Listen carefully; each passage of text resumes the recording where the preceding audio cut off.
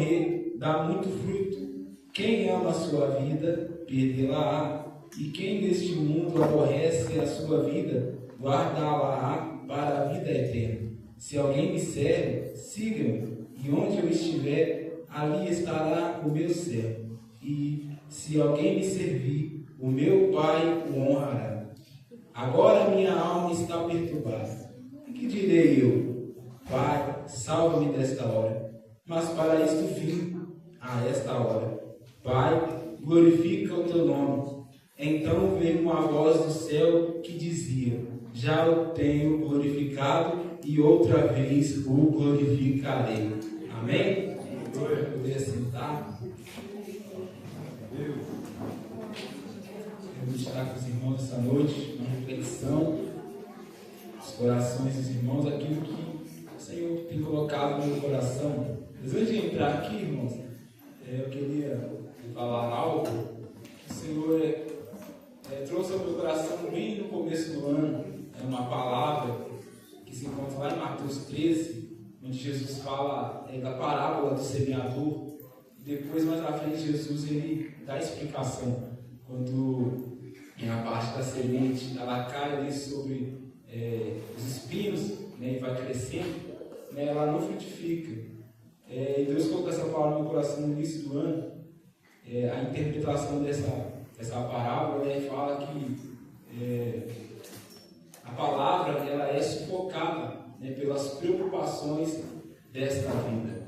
E Deus colocou esse. Só trocar o microfone aqui, esse cara aí.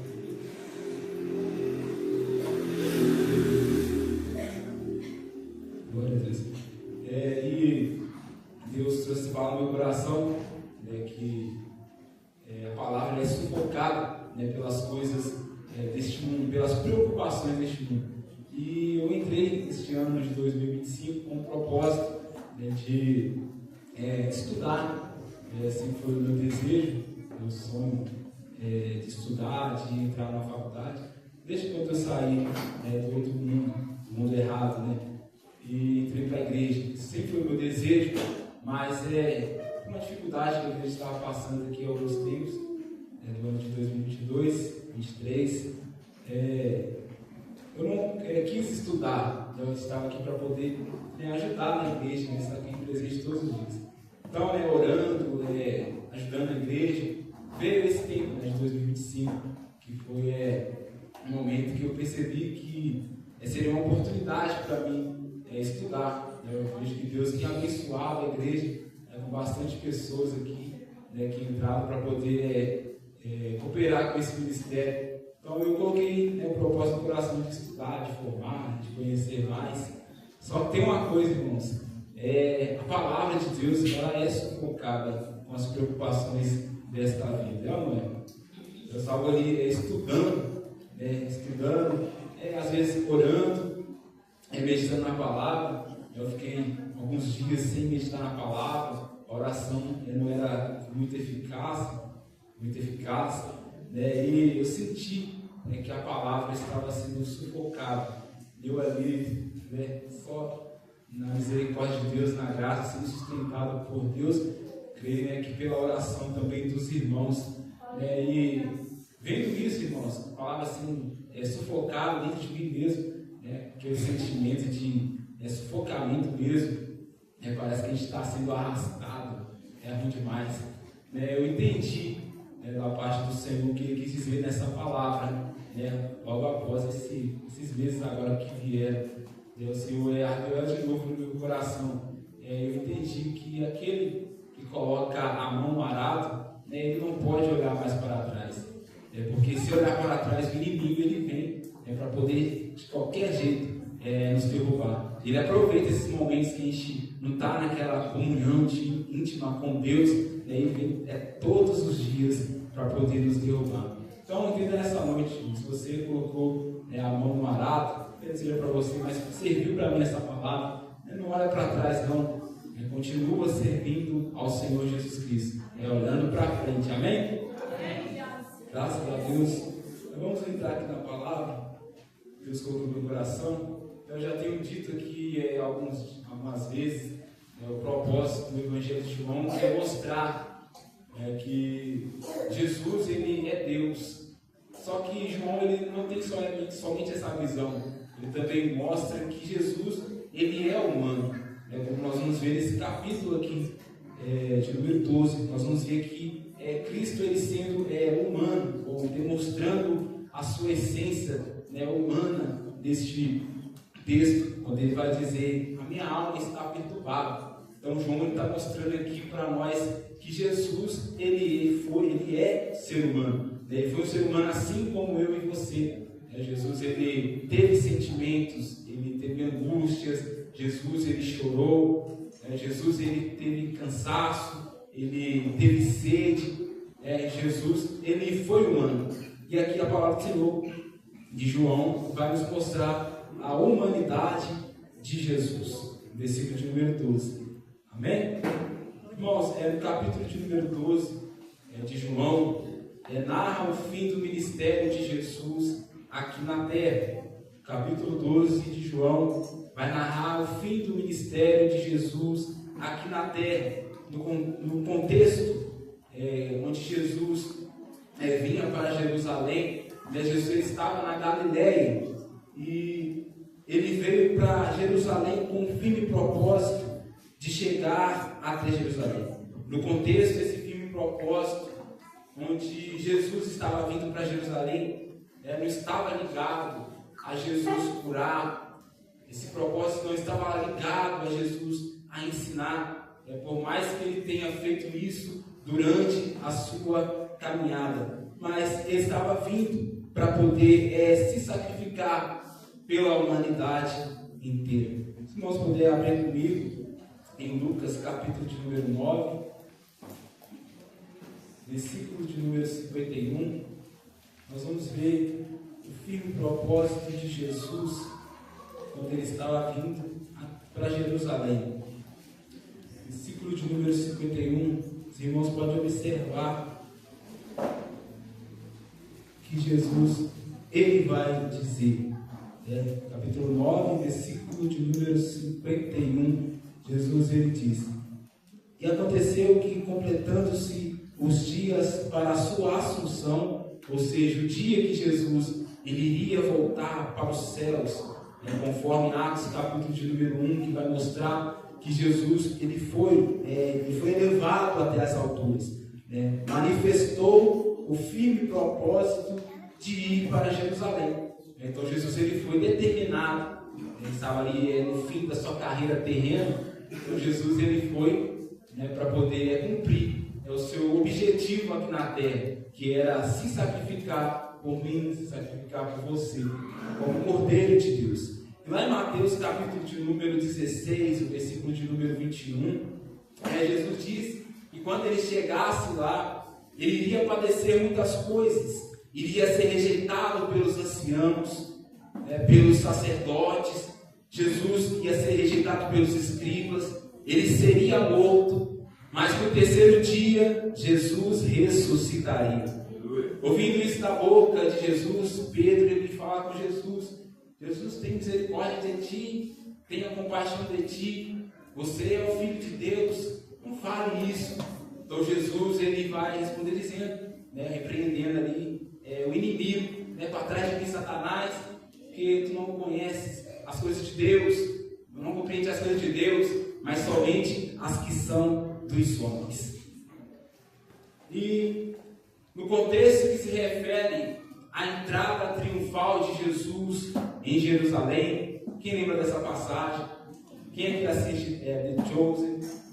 Tem a cena lá ilustrada de Jesus, que ele vai entrar dentro de Jerusalém, ele vai ser adorado. E a Bíblia fala sobre esse tema, a entrada triunfal de Jesus em Jerusalém. Uma grande multidão, vai dizer o texto, que vinha para celebrar a Páscoa, como de costume dos judeus, que se reunia para adorar, ou seja, como um memorial dos judeus daquela época, ou até nos dias de hoje, que eles separavam esse tempo para poder lembrar, era um memorial de quando Deus libertou o povo do Egito. Então, nesse dia, o povo ia lembrar de como Deus libertou o povo do Egito. Eles iam ali para poder adorar o Senhor, que era o dia da Páscoa. E Jesus vinha caminhando também, todos os judeus, né, iriam ali se reunir na cidade para poder adorar. E Jesus chegando próximo de Jerusalém, ele vai parar no Monte das Oliveiras, cerca de 3,5 km da cidade de Davi, como se fosse daqui até, tem o Farinha do Praia, né? Depois tem um posto área, e eu calculei, já está calculado, 3,5 km, daqui lá perto da floricultura. Quem sabe onde que é? Quase saindo, né, do bairro Praia para lá, para a esquerda. Então é praticamente isso, irmãos, 3,5 km. Jesus ele para ali no Monte das Oliveiras e ele vai dar ordem a 2 discípulos para poderem ir adiante e assim trazer um jumentinho em que ninguém ainda tinha andado. Então os discípulos vão lá na aldeia, pega esse jumentinho e vem trazendo até Jesus. E na hora que eles chegam ali com o jumentinho, Jesus monta em cima do jumentinho. E quando Jesus ele se assenta ali em cima do jumentinho e começa a cavalgar para Jerusalém, os discípulos, Jesus ele tinha cerca de 70 discípulos, aproximadamente 70 discípulos. Quando os discípulos eles veem aquela cena de Jesus montando no jumentinho e começa a cavalgar, os discípulos começam a adorar ao nome do Senhor, dizendo: bendito o Rei que vem em nome do Senhor, paz nos céus e glória nas alturas. Bendito o Rei que vem em nome do Senhor, paz nos céus e glória nas alturas. Assim os discípulos eles vão cantando e marchando, para onde? Para Jerusalém. Jerusalém que significa lugar de paz e de descanso. Assim os discípulos vão cantando e marchando, para onde? Para Jerusalém. Assim a igreja também ela vai cantando e marchando para Jerusalém celestial, que de Deus desce do céu, adorada como uma esposa para o seu esposo. Aleluia. Talvez você, irmão, estava caminhando, estava na marcha, cantando e adorando, mas você se deparou com o mar vermelho à tua frente e você estrategicamente resolveu clamar ao Senhor e veio aqui nessa noite para receber a resposta de Deus. Mas a resposta de Deus para você é: eu não quero que clame a mim, eu quero que marcha. Aleluia. Louvado seja o nome do Senhor. E quando os discípulos vêm cantando e marchando, né, Jesus cavalgando, bendito o Rei que vem em nome do Senhor, eles vão aproximando-se da cidade. E quando eles se aproximam da cidade, os fariseus eles começam a ficar incomodados com aquela adoração. Aleluia. Louvado seja o teu nome, Jesus. Posso aplicar nessa noite. É muita gente que está incomodado com a verdadeira adoração que você adora, com o seu jeito de clamar, né, com o seu jeito de glorificar o Senhor na presença dele, derramando as suas lágrimas. Alguns ficam incomodados com o barulho que a igreja faz aqui na terra, adorando ao nome do Senhor.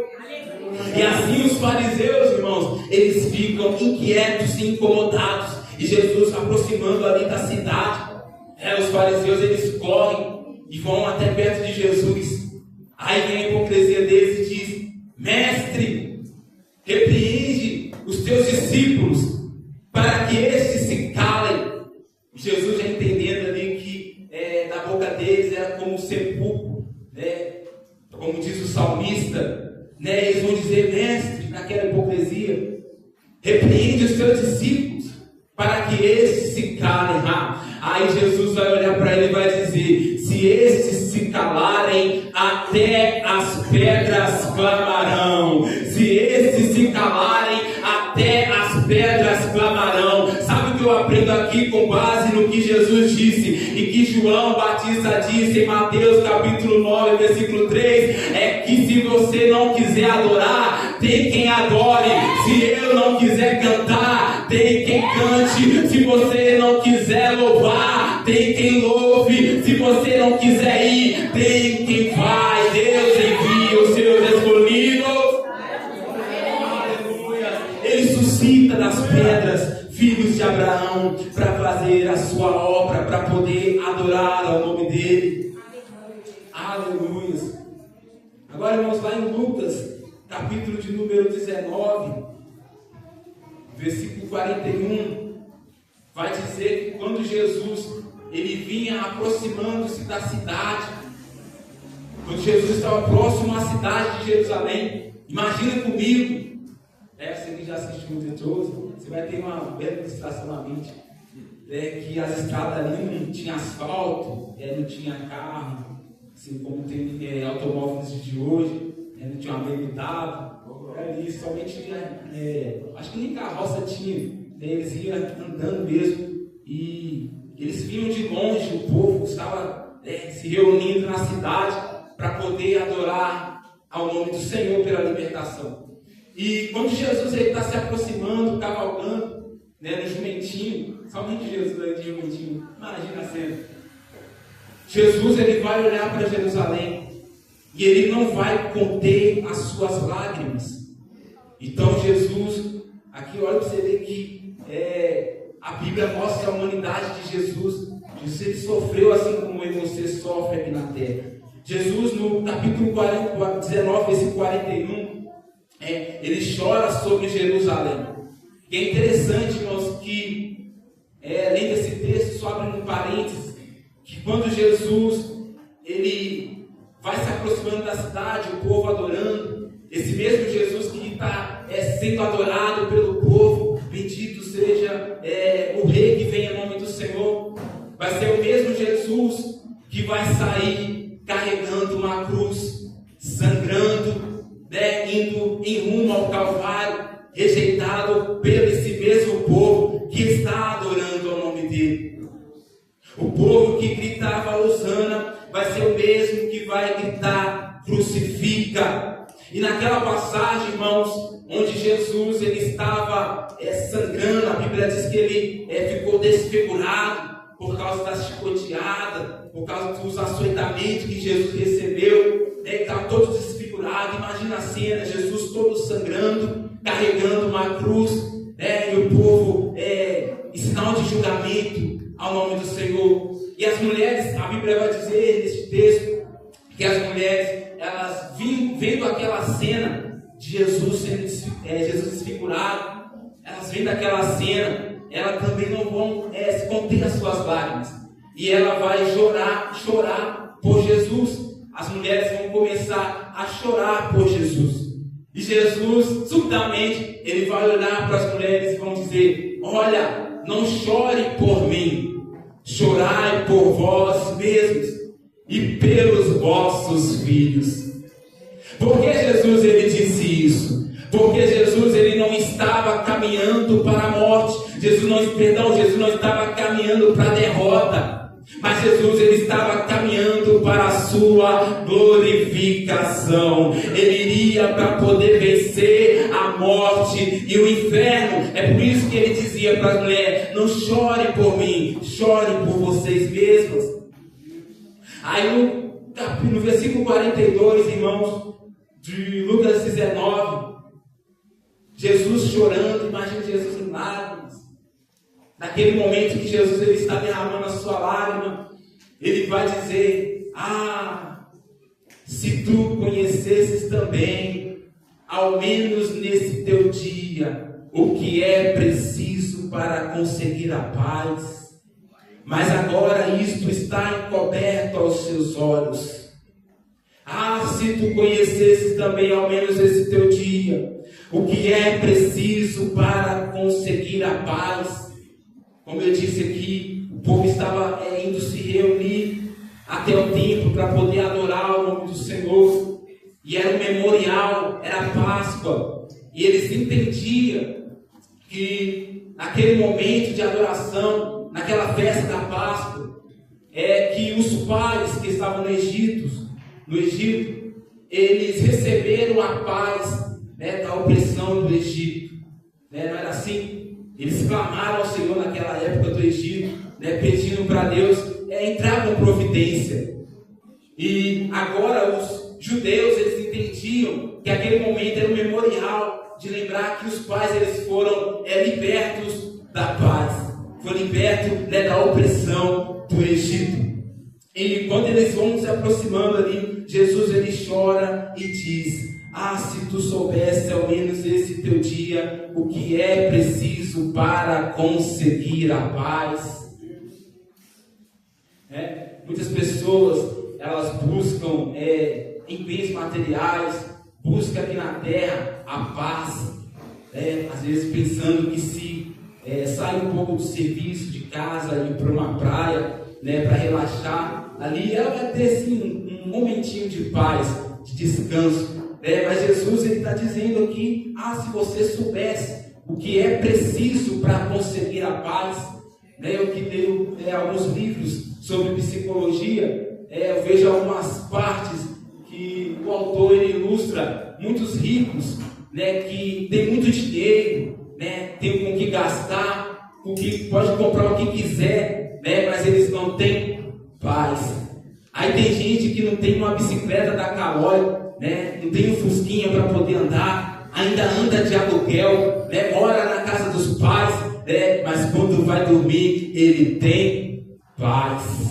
Glória a Deus. Mas talvez você está se perguntando: João Paulo, o que é preciso para mim conseguir a paz? Lá em Filipenses capítulo número 4, versículo 7 e 8, eu sempre digo isso aqui: para você conseguir a paz, basta você ajoelhar diante da presença dele e falar com ele toda a sua inquietação em oração e súplica, e Deus lhe concederá a paz que excede todo o entendimento e guardará o vosso coração e o vosso sentimento em Cristo Jesus. Aleluia, louvado seja o nome do Senhor. Irmãos, quando Jesus, ele está chegando na cidade, os discípulos cantavam, e a multidão que subia para Jerusalém, eu imagino o povo que ia se aproximando, vendo ali os discípulos, 70 discípulos, para fazer um barulho, cantando. Algum deles vai perguntar o que seria aquilo, o que é isso, por que eles estão cantando, e os discípulos vão correr ali, já começando a evangelizar, dizendo, que vem vindo aí o rei de Israel, Jesus Cristo de Nazaré, o Filho de Deus, ele é o Messias. E quando eles ouvem isso, a Bíblia vai dizer que eles correm e começam a tomar. Mas eles tomam folhas de palmeiras, e vão ao encontro do Messias, Jesus Cristo de Nazaré. E eles vão cantar dizendo: Hosana, Hosana, bendito o Rei que vem em nome do Senhor. E quando estava acontecendo aquela cena, irmãos, os discípulos vendo aquela cena, onde Jesus Cristo sendo adorado, estava acontecendo, estava se cumprindo uma profecia. A Bíblia vai dizer, no Evangelho de João, mais para trás, no capítulo, versículo 5, estava se cumprindo uma profecia, capítulo 15, que diz: não temas, ó filha de Sião, eis que o teu rei vem, assentado sobre um filho de jumenta. Então os discípulos, eles estavam ali vivenciando um cumprimento da palavra do Senhor. Mas é interessante que eles estavam ali adorando ao nome do Senhor, mas eles não estavam compreendendo aquele momento. A Bíblia vai dizer que várias coisas que aconteceu, os discípulos, eles não compreendiam, não entendiam, somente depois, quando Jesus, ele foi glorificado. E eu aprendo algo aqui nesta noite, irmãos, é que tem momentos na nossa vida, tem processos que nós passamos, em que nós não entendemos, em que nós não sabemos o porquê. né? Mas no momento certo, Deus, Ele irá revelar o propósito dele na minha vida, na sua vida. Então, assim como os discípulos eles fizeram, mesmo não entendendo aquele momento, continua adorando ao nome do Senhor, continua exaltando ao nome do Senhor, continua glorificando e exercendo a tua chamada, porque no momento certo, no tempo certo, Deus irá revelar o propósito que Ele tem na sua vida. Aleluias. Aleluias. Versículo 17. Havia também ali a multidão que estava juntamente com Jesus quando Ele ressuscitou Lázaro. E também essa multidão que vinha para poder adorar o nome do Senhor, para adorar o Senhor no templo, na cidade de Davi.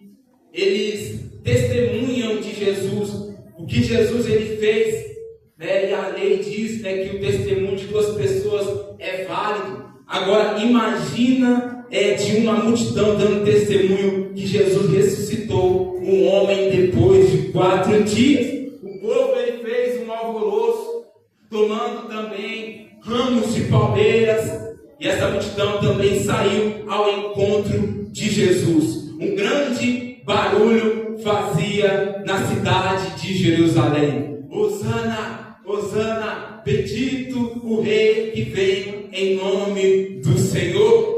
Um grande barulho fazia-se em Jerusalém, e não era o carnaval, não era carreata para comício político, não era a marcha do 7 de setembro, mas era o Cordeiro de Deus que vinha para poder cumprir o seu propósito aqui na terra, morrer pela humanidade inteira.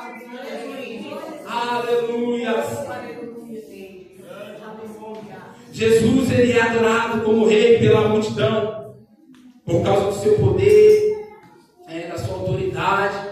O povo reconhecia Jesus como Messias naquele momento. Como eu disse aqui, mas a mesma multidão que grita, que canta, que louvam, Hosana, vai ser a mesma multidão que vai gritar, crucifica.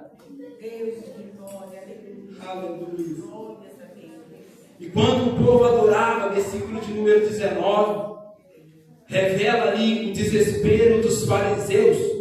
Acompanhe comigo. Os fariseus vão dizer: vedes que nada aproveitais? Eis que todo o povo vai após ele. Esse versículo mostra que Jesus, que todos os esforços dos fariseus para poder impedir, que o povo fosse desviado de Jesus, tinham sido frustrados. Todos os planos dos inimigos de Jesus para desviar o povo de Jesus tinha sido aniquilado. Eu posso aplicar? Posso. Nesta noite, Satanás ele fez de tudo para poder fazer com que você viesse desviar dos caminhos do Senhor, desistir, abandonar a sua chamada. Mas olha você aqui nesta noite, adorando ao nome dele, glorificando ao nome dele, para a vitória de Jesus e para a derrota de Satanás. Os planos do inimigo foram frustrados. Aleluia. E a Bíblia vai dizer ainda que havia ali onde nós lemos alguns gregos que iam para a festa. Os gregos também, eles iam ali para poder presenciar. Imagina os tempos de hoje, as pessoas ímpias, que creem que todos são cristãos, mas eu analisei bem. Mas quando o povo se reúne para poder adorar, e vem outras pessoas que não são cristãos, assim como cada um de nós que estava no mundo lá fora. Havia também os gregos, a Bíblia vai dizer, e eles vendo aquela adoração, eu imagino, trazendo para os dias de hoje, sentindo aquela graça, aquela presença, aquele cântico diferente, falando que aquele homem que estava cavalgando em cima de um jumentinho, ele era o Messias. ou seja, o rei todo-poderoso que viria para poder derrotar o Império Romano. Então os gregos, vendo aquilo, eles vão até os discípulos e perguntam: nós queríamos ver Jesus, versículo de número 21. Então ele buscam ali o discípulo que estava mais à frente, um dos missionários, que é Filipe. E Filipe, logo ele corre até André, porque é difícil fazer a obra sozinho. Não é? A Bíblia diz, que dois andando juntos, isso eu não vou lembrar de, mas é melhor que andem dois, do que um só. Então aqui é Filipe, ele corre até André e vai avisar Jesus que os gregos queriam falar com ele. Então Jesus, naquele momento, ele para e agora Jesus, ele vai falar. No contexto que se refere à entrada triunfal de Jesus em Jerusalém, segundo o capítulo 12 de João, falou à multidão que vinha para adorar, falou à multidão que estava com Jesus quando ele ressuscitou Lázaro, falou os fariseus, falou os discípulos, falou os gregos. Agora Jesus, ele vai falar. Todo mundo falou, todo mundo fala, mas quando Jesus ele abre a boca, até o mudo ele tem que ficar calado. A voz do Senhor, ela é como de muitas águas. Salmos 29 vai dizer que a voz do Senhor, ela é poderosa. A voz do Senhor, ela quebra o cedro do Líbano. A voz do Senhor faz tremer o deserto. A voz do Senhor, ela despede labaredas de fogo. Quando Jesus fala, até o mar e o vento lhe obedece. Os montes, eles se abalam e os demônios se calam. Quando Jesus, irmãos, ele estava indo lá numa igrejinha, aquela igrejinha que não tinha instrumentos, não tinha o pastor de terno, mas Jesus, a Bíblia diz que quando ele vai até essa igrejinha da Galileia, quando ele entra lá, o demônio já se manifesta na hora. Imagina aquela igrejinha cheia do poder, uma igrejinha de oração. Na hora que Jesus entra na casa, o demônio se manifesta e diz: o que vieste fazer aqui? Vieste aqui nos atormentar? Bem sei quem és. Tu és o Santo Filho de... Antes dele falar, Jesus diz: cala a boca, sai dele e deixe o homem ser liberto e me adorar nesta noite. Aleluia! Quando a multidão estava falando, Jesus ele parou. Opa, agora eu vou falar aqui nesta noite. A multidão fazia um grande alvoroço, gritando, glorificando. Que privilégio. Vamos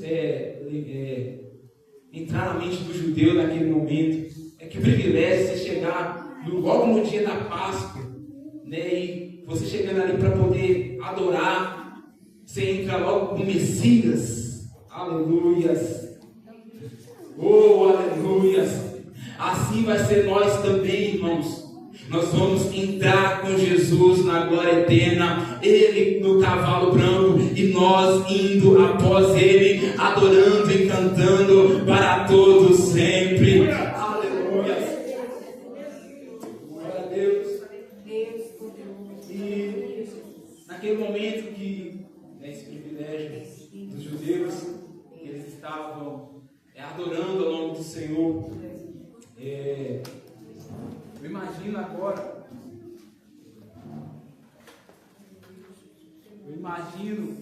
os discípulos, eles fazendo um sinal, para que a multidão ela se calasse, porque o rei ele iria falar.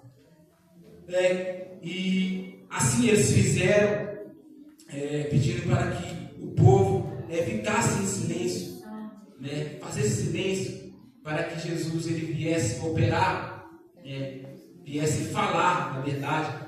E eu lembro quando eu estava lendo o livro, ano passado, e algo ficou guardado no meu coração, que um homem, ele teve uma experiência, o Ben Hinn, ele teve uma experiência em um culto de avivamento, né, e quando ele estava vendo uma mulher pregar, né, a mulher ela parou assim e pediu para que toda aquela plateia, não estava numa igreja, estava num estádio, né, pediu para que toda aquela plateia fizesse silêncio, né, durante 30 minutos, enquanto nenhuma daquelas pessoas que estavam ali fizesse um pio, dasse um pio, né, Jesus ia entrar na casa e ele iria começar a operar.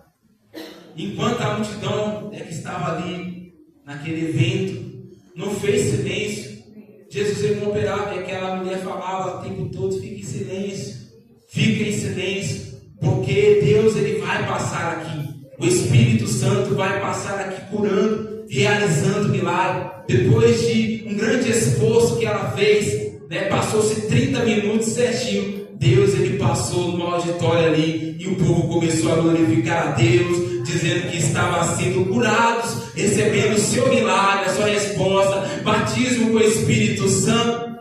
E eu aprendo uma coisa aqui, irmãos, com esta palavra, com esse testemunho de Benihim, a importância de nós ficarmos às vezes em silêncio para poder ouvir Deus falar.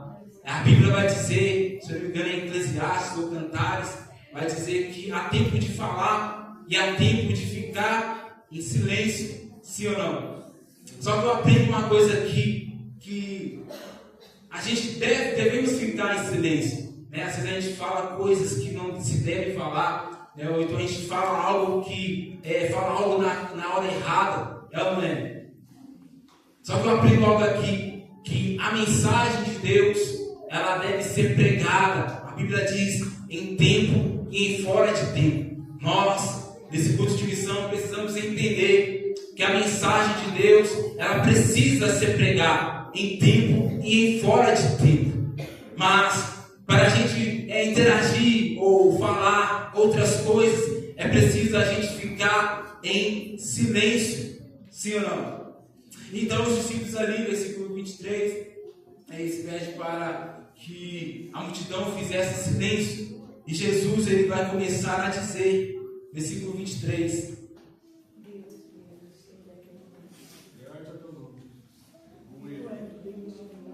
Jesus ele vai dizer, quando a multidão fica em silêncio: é chegado a hora em que o Filho do Homem há de ser glorificado.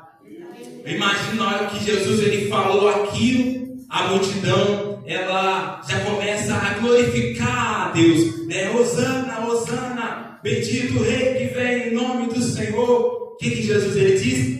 É chegada a hora que o Filho do Homem há de ser glorificado. Então eu imagino a multidão começando a adorar ao Senhor naquele momento, porque assim como um governo político promete melhoras para a nação, né, promete picanha, o povo já começa a alvoroçar mais ainda.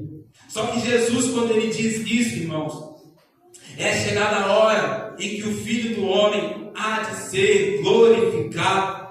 Jesus ele está falando do seu momento na cruz. Versículo de número 32, que vai dizer: e eu, quando for levantado da terra, todos atrairei a mim.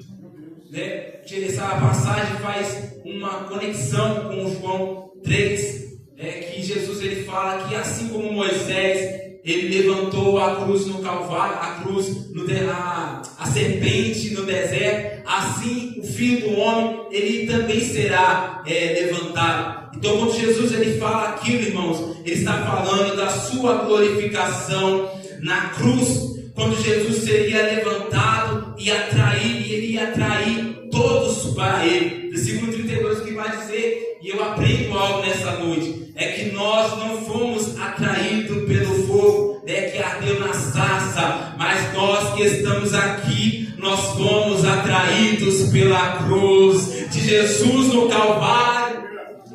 Aleluias. Então Jesus ele estava falando daquilo naquele momento. Aleluias. E Jesus ele vai continuar dizendo, no versículo de número 24, estou para encerrar. Na verdade, vos digo que se o grão de trigo caindo na terra não morrer, fica ele só, mas se morrer, dá muito fruto. Eu imagino a multidão de novo, glorificando, adorando, por causa que grão dá muito fruto, fala de prosperidade. Mas Jesus está ilustrando ali uma parábola, a parábola que significa colocar de lado e comparar. O grão de trigo se refere ao próprio Senhor Jesus, assim como o grão de trigo ele vai dar muitos frutos. Assim Jesus também, ele a semente do Evangelho, ele deu vida à sua igreja, e nós somos os frutos de Jesus. O cair na terra e morrer se refere ali ao sacrifício de Jesus pela humanidade. Só que algo me chamou a atenção nesse texto, quando eu estava meditando, quando Jesus ele vai dizer: fica ele só. Nós vamos entender que se eu pegar uma semente e colocar ela aqui, vai ficar só, não vai dar fruto, não vai acontecer nada. Mas se colocar ela debaixo da terra, ela vai, como é que fala o negócio? Germinar. Ela vai germinar, e vai crescer uma grande árvore e vai dar muitos frutos. Só que é isso que Jesus está querendo falar aqui. Mas algo me chamou a atenção, porque a Bíblia vai colocar uma vírgula e vai dizer: fica ele só. E Jesus, assim como a semente também, ela fica só debaixo da terra, no processo dela, Jesus também, ele ficou só. Jesus, ele foi abandonado. Ele foi abandonado quando Judas o traiu. Jesus, ele foi abandonado quando Pedro negou. Jesus, ele foi abandonado no momento da luta, os discípulos fugiram, ele foi abandonado. Jesus na cruz do Calvário, irmãos, se fez pecado por nós, tomou os nossos pecados. Deus abandonou Jesus na cruz, onde ele vai dizer: Eli, Eli, lama sabachthani. Isso quer dizer: Deus meu, por que me desamparaste? Por que me abandonaste? É a palavra abandonar que vai dizer, que vai significar, na verdade, deixar só, ou deixar sem ajuda. E Jesus, ele ficou ali no Calvário sozinho. Mas depois ele entregou o seu Espírito ao Pai, e ele foi exaltado e glorificado. E para encerrar essa noite aqui, aleluias, aleluias, como é ruim a gente ficar só, sim ou não?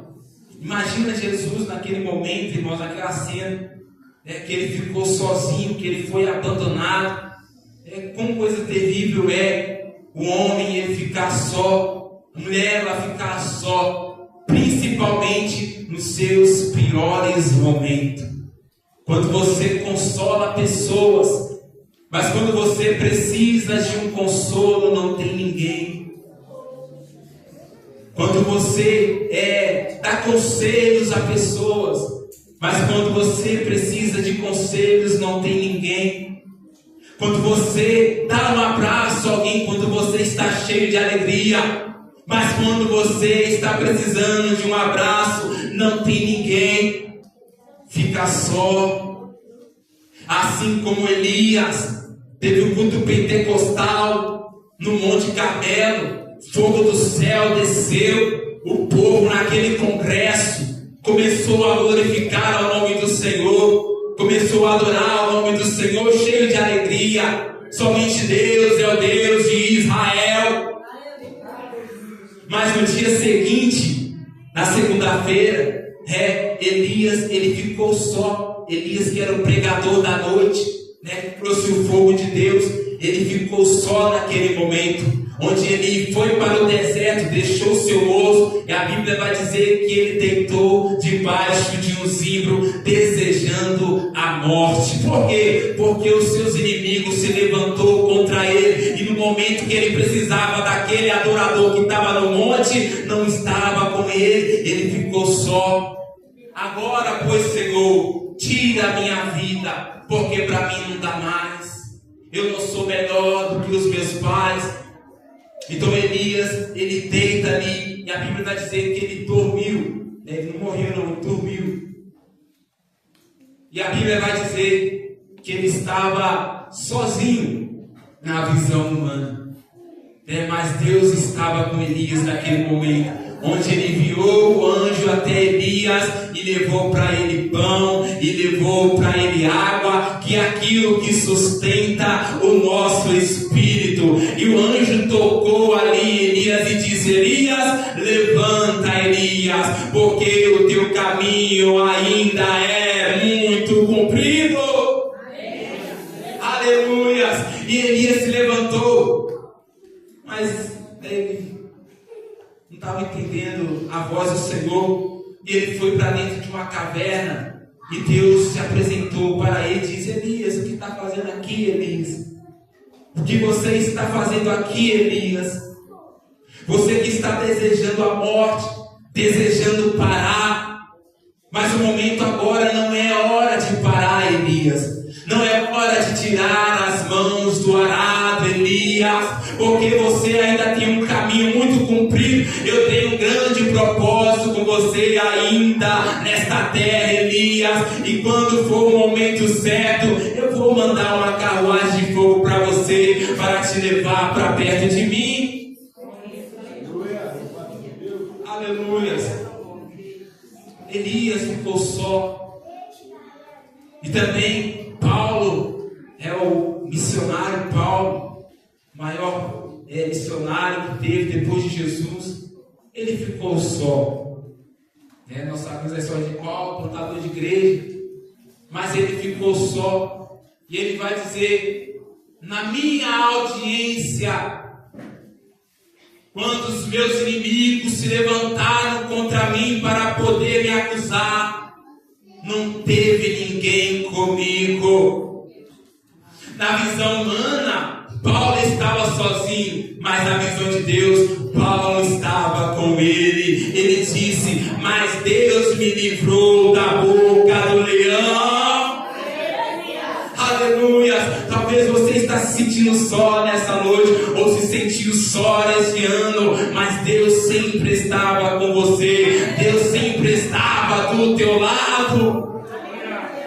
Assim como Jesus, na visão humana, por causa que ele se fez pecado, Deus virou o rosto para ele, por causa daquela situação. Mas espiritualmente falando, Deus estava com Jesus na cruz do Calvário, onde estava tudo consumado. Jesus, ele disse: Pai, nas tuas mãos eu entrego o meu espírito. Aleluia. Não se sinta só, queridos. Jesus está com você. Aleluia. Glória a Deus. Louvado seja o nome do Senhor. Jesus pregando, naquele momento, aleluia, versículo 25, ele diz: quem ama a sua vida, perdê-la-á. Quem neste mundo aborrece a sua vida, guarda-la-á para a vida eterna. E ele diz: se alguém me serve, siga-me, e onde eu estiver, ali estará também o meu servo. E se alguém me servir, não vai ser o pastor, não vai ser a missionária, não vai ser alguém de nome, um político, alguém que tem dinheiro, que vai te honrar. Mas se você, quando você serve ao Senhor, é o Pai que te honra. Às vezes aqui na terra, mas é garantido, a nossa honra lá no céu, a nossa coroa lá no céu, ela está garantida. Agora Jesus, irmãos, diante daquela multidão pregando esta palavra, Jesus estava pregando com a sua alma, ele estava falando de cruz, daqui um dia, se eu não me engano, 2, Jesus iria ser crucificado, né? E Jesus falando de morte, né? É necessário que a semente já deve morrer. Jesus está falando dele mesmo. Quando Jesus ele está pregando, né? Pregando que ele vai viver, ou que ele vive, né? Como a gente, os pentecostais clássicos aí ensinam a gente, né? Que a gente devemos pregar aquilo que a gente vive. Jesus ele estava fazendo isso. Ele estava pregando aquilo que ele estava vivendo naquele momento e o que ele iria passar, né, depois. E quando Jesus estava falando nesse momento, ele vai dizer no versículo 27: agora a minha alma está perturbada. Jesus, como homem, como ser humano, como eu e você, ele meio que perde ali o controle emocional. E ele vai falar diante da igreja: a minha alma está perturbada. Que direi eu? Pai, me livra desta hora. Aí o povo que estava alvoroçado, né? Imagina olhando para Jesus e dizendo: o que ele está arrumando, gente? Né? Ele não tem todo o poder para poder vencer com facilidade. Aquele que ressuscitou pessoas dos mortos, fez milagres. Por que ele está dizendo isso? A minha alma está perturbada. Jesus perdendo ali um pouco do controle emocional. Mas logo Jesus ele vai se recuperar e ele vai dizer: mas para isso eu vim a esta hora. Jesus ele pregando com a sua alma, com o coração voltado à cruz. Ele já sabia que ele iria ser rejeitado, que ele iria ser abandonado pelos seus discípulos, pelos seus amigos, iria ser traído por Judas. Jesus, ele sabia, irmãos, que ele iria ser acusado. Jesus já sabia que iriam dar murros na cara dele. Jesus sabia que iria tecer uma coroa de espinho em sua cabeça. Jesus sabia que iriam pegar um pedaço de pau e iria bater na cabeça dele. Jesus sabia que iria colocar ele amarrado num tronco baixo, iria dar chicotada nas suas costas. Jesus sabia que ele iria carregar uma cruz até o Calvário, e lá ele iria ser pregado no madeiro, suas mãos seriam furadas, seus pés seriam traspassados, iriam traspassar ao seu lado.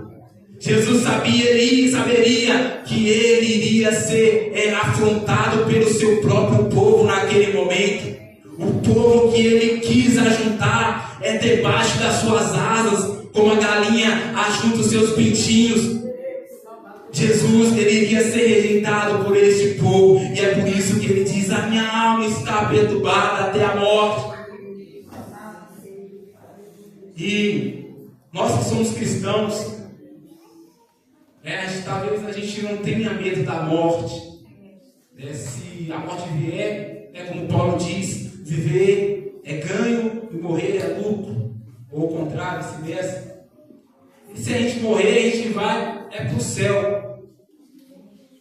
Mas agora imagine você sabendo o jeito que você vai morrer, onde está tudo marcado, a data, o momento, onde alguém vai te rejeitar. Imagina isso, irmãos. Você sabendo que quando você acabar este culto aqui, de ouvir esta palavra, ou de mim estar ministrando a palavra, sair lá fora sabendo que eu irei morrer. A gente não fica meio desesperado, sim ou não?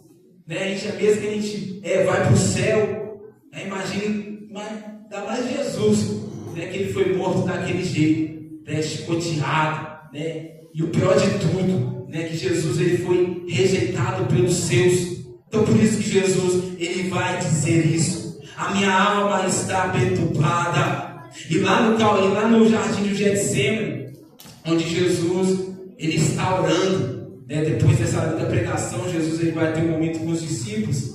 Jesus ele vai dizer: a minha alma está perturbada.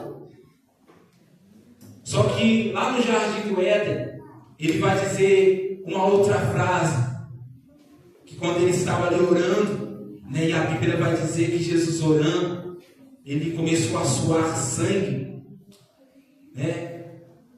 Eu não sou muito de suar a testa assim, mas tem pessoas que, né, começam a suar quando transpira, né? Soa ali o rosto, mas tem pessoas que ela transpira as costas, né? Os braços, os pés, né? Eu fico às vezes querendo, né, que o meu rosto assim comece a descer aquele tanto de água. Às vezes quando eu estou fazendo uma caminhada também, que eu acho top demais quando as pessoas estão correndo assim, começam a suar bastante. Agora vamos imaginar Jesus, ele transpirando o seu corpo todo, coberto já de sangue, né, limpando ali, né, com a mão no sangue e olhando para os discípulos e dizendo para Pedro ali, que era o de linha de frente, dizendo: nenhuma hora, Pedro, pudeste orar comigo, nenhum momento pudeste velar comigo, Pedro. Aí Jesus, ele vai dizer: a minha alma, ela está perturbada até a morte. A minha alma está amargurada até a morte. Assim foi o grande missionário Jesus até a cruz do Calvário. Mas mesmo amargurado, mesmo sabendo como ele iria morrer, mesmo o processo que ele iria passar, jovens, ele não desistiu de você, ele não desistiu de você, irmãos, ele não desistiu de você, irmãs, mas ele foi até o final, morreu por nós e pelos nossos pecados. É por isso que estamos aqui, por causa do missionário Jesus, que veio trazer a salvação, a libertação para nós nesta noite. Oh, aleluia! Aí Jesus vai dizer: para isso eu vim, para esta hora. Pai, glorifica o teu nome. E subitamente o trovão rachou do céu e Deus falou: eu já glorifiquei e glorificarei ainda mais. Jesus venceu, eu estou de pé por mim e por você. Ele trouxe para mim a libertação. Ele trouxe para mim e para você a salvação, a reconciliação para mim e para você. E sabendo dessa mensagem que Jesus, ele padeceu por nós na cruz, irmãos, vamos levar essa mensagem adiante. Vamos transmitir esta palavra àqueles que ainda não conhecem. Precisamos ir e levar a mensagem da cruz. Jesus, entenda nessa noite que Jesus, ele passou, fala emocionalmente, pelos mesmos sentimentos que a gente passa. A Bíblia vai dizer que nós temos sorte, né, de ter o mesmo sentimento que houve em Cristo Jesus. Então, não sei o que você está passando, qual é o processo que você está vivendo em 2025. Talvez você está preocupado com as coisas dessa terra, mas não é tempo de olhar para trás. Quem colocou a mão no arado tem que olhar para frente e seguir adiante, ainda com dor, ainda com sofrimento, ainda com angústia, como Elias, com vontade de se matar, com vontade de morrer, perdão, como Paulo, que sozinho estava ali em frente aos seus inimigos, sendo acusado. Mas eles não pararam, eles teve grande galardão do céu, irmãos. Então não importa a sua dor, não importa a sua luta, não deixe com que ela venha impedir de você parar, impedir de você desistir daquilo que o Senhor colocou em suas mãos. Amém? Feche seus olhos, vamos orar, agradecendo ao Senhor esta noite, Senhor, meu Deus e Pai. Nós te agradecemos, meu Deus, por esta palavra, meu Deus. Renova em nós, meu Deus, aquele espírito, meu Pai, de evangelista, meu Pai, de fazer a tua obra, meu Pai, de orar, de levar a tua palavra, meu Pai, adiante, meu Deus, de falar da cruz, meu Deus. Nós te agradecemos, Senhor, pelos sentimentos, meu Deus, que houve em Cristo ter em nós, sabendo, meu Pai, que o Senhor, meu Deus, como homem, venceu aqui na terra. Meu Deus, em nome de Jesus Cristo, nos renova, nos fortalece, ó Deus, para poder, meu Deus, fazer ou continuar, meu Deus, exercendo aquilo que o Senhor colocou, meu Deus, em nossas mãos, em nome de Jesus. Amém.